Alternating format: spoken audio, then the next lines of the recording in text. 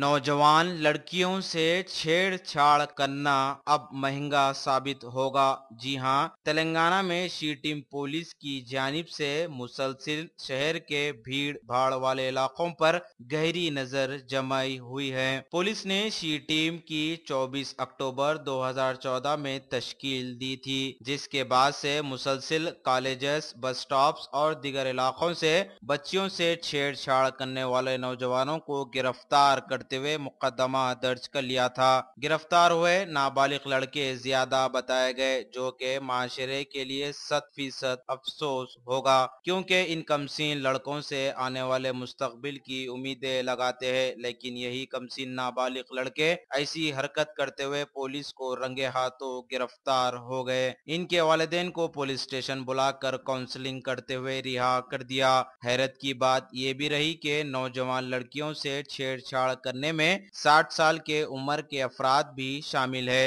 Additional commissioner crime Swati लखरा ने वालिदैन से अपील की है कि बच्चों पर गहरी नजर रखे। तेलंगाना रियासत भर में शी टीम मुसलसिल नजर रखी हुई है। एडिशनल कमिश्नर क्राइम स्वाति लखरा ने IND टुडे के नुमाइंदे सैयद तहसीनुद्दीन से खास बातचीत करते हुए बताया। नाजरीन, आइए देखते हुए सुनते हैं। शी टीम्स हैदराबाद सिटी में 24 अक्टूबर 2014 में स्टार्ट हुआ है। इसका मेन एम ये है कि पब्लिक प्लेसेस में जो ईव टीजिंग्स होती हैं उसको बंद करने के लिए, और इस तरह के जो लड़के बर्ताव करते हैं उनको हम पकड़ते हैं और अपने पुलिस स्टेशंस में लाते हैं।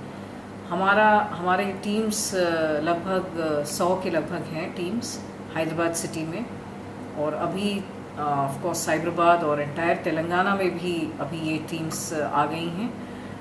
हैदराबाद सिटी में ये जो 100 टीम्स हैं वे पूरे जितने भी ऐसे क्राउडेड इलाके हैं या जहाँ पे भी कॉलेजेस हैं जहाँ पे हम समझते हैं कि ईव टीजिंग केसेस ज़्यादा हो रही हैं या हमें बहुत सारे कंप्लेंट्स भी आती हैं 100 के द्वारा,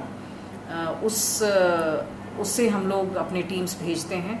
हर टीम में 5 लोग हैं, उसमें एक महिला भी रहती हैं, और हर टीम एक सब इंस्पेक्टर हेड करता है।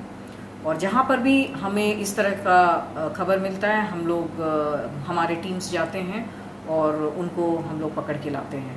अभी तक हम लोगों ने लगभग 158 लोगों को पकड़े हैं, और इसमें से काफ़ी सारे लोग माइनर्स भी हैं। माइनर्स मतलब 18 इयर्स से कम उम्र के लोग भी हैं, और बाकी लोग ऑफ कोर्स मेजर्स हैं। कुछ लोग तो 60 साल के भी हैं।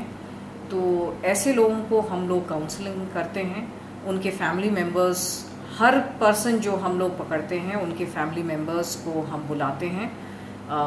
अगर बड़े लोग हैं तो उनकी बीवी बच्चे उनको भी हम लोग बुलाते हैं, और बच्चे हैं या 18 माइनर्स हैं तो उनके पेरेंट्स को, माँ बाप, मदर फादर और रिलेटिव्स को भी बुलाया जाता है और उनको काउंसलिंग किया जाता है। जो बच्चे हैं 18 इयर्स से कम उम्र के लोग, उनको हम लोग प्रोफेशनली काउंसलिंग भी करते हैं। प्रोफेशनली काउंसलिंग मतलब जो भी NGOs हैं जो इस तरह की काउंसलिंग करते हैं उन लोग आके इन 18 इयर्स से कम उम्र के बच्चों को काउंसलिंग करते हैं। और काउंसलिंग ही नहीं, उनको फिर हम लोग बोलते हैं कि एंटी ईव टीजिंग कैंपेन में जो भी हम लोग कैंपेनिंग करते हैं eve teasing, anti eve teasing के बारे में, उसमें हम लोगों का साथ देने के लिए। और अभी तक जो भी लगभग 80 से ज़्यादा माइनर्स जो हम लोगों ने पकड़े हैं वे हमारे साथ भी ये कैंपेनिंग कर रहे हैं एंटी ईव टीजिंग के बारे में। जो भी लोग कॉलेजेस में पढ़ते हैं, एजुकेशनल इंस्टीट्यूशंस में हैं, वे अपने एजुकेशनल इंस्टीट्यूशंस में भी इस तरह का कैंपेनिंग वो कर रहे हैं। काफ़ी लोग पोस्टर्स भी बनाए हैं और अपने फेसबुक में स्टेटस अपलोड भी कर रहे हैं। तो इस तरह से हम लोगों ने देखा है कि चेंजेस आ रहे हैं इन लोगों में। उसी तरह बड़े जो हैं, जो भी मेजर्स हैं, मतलब 18 इयर्स से ज़्यादा उम्र के लोग हैं, उनको हम लोग कोर्ट में प्रोड्यूस करते हैं और अभी तक जितने भी लोगों को हमने प्रोड्यूस किया है सबको कन्विक्शन हुआ है और कुछ लोगों को जेल की सज़ा भी मिली है और कुछ लोगों को फाइन्स जुर्माना भी हुआ है। लेकिन हम लोगों ने ये देखा है कि रिपीटेड नहीं है, मतलब लोगों में चेंज आ रहा है। और अगर हमें कंप्लेंट्स आती हैं, फॉर्मल कंप्लेंट्स, रिटन कंप्लेंट्स अगर किसी महिला कोई महिला हमें देती हैं तो हम उस पर कॉग्निजेबल सेक्शंस, आईपीसी के कॉग्निजेबल सेक्शंस लगाते हैं। मतलब अगर हो सके तो ये निर्भया एक्ट जो है, क्रिमिनल अमेंडमेंट एक्ट 2013, वो भी हम लोगों ने लगाया है। साइबर क्राइम के भी जो सेक्शंस हैं आईटी एक्ट के तहत भी हम लोगों ने सेक्शंस अप्लाई किए हैं। तो इससे हम ये ट्राई कर रहे हैं कि ईव टीजिंग ख़त्म हो, लोग डरे कि इस तरह से करने में ये गलत बात है और इससे सज़ा भी होती है। इसलिए अभी काफ़ी हद तक लोग डर के भी नहीं कर रहे हैं। और मुझे बहुत खुशी है कि लड़कियां भी, महिलाएं भी आ रही हैं और कंप्लेंट्स दे रही हैं, जो कि बहुत एक वेलकम हम लोग करते हैं, क्योंकि वो बाहर आएंगी तभी उनका प्रॉब्लम्स सॉल्व होगा।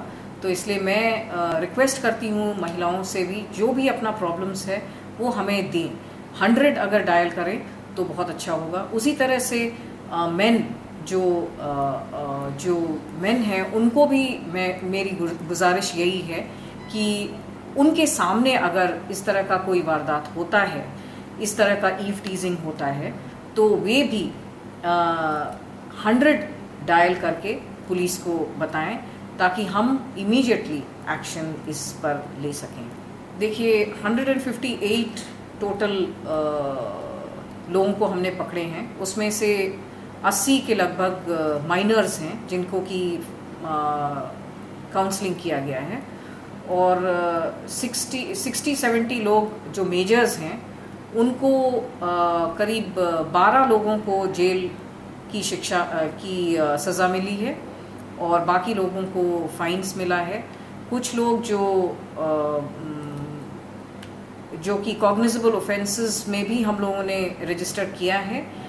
हम लोग ऐसे जो कंप्लेंट्स आते हैं उसको पुलिस स्टेशंस में डाल देते हैं, उसमें भी हमारे हर कॉग्निजेबल ऑफेंस में हम लोग केस रजिस्टर करते हैं।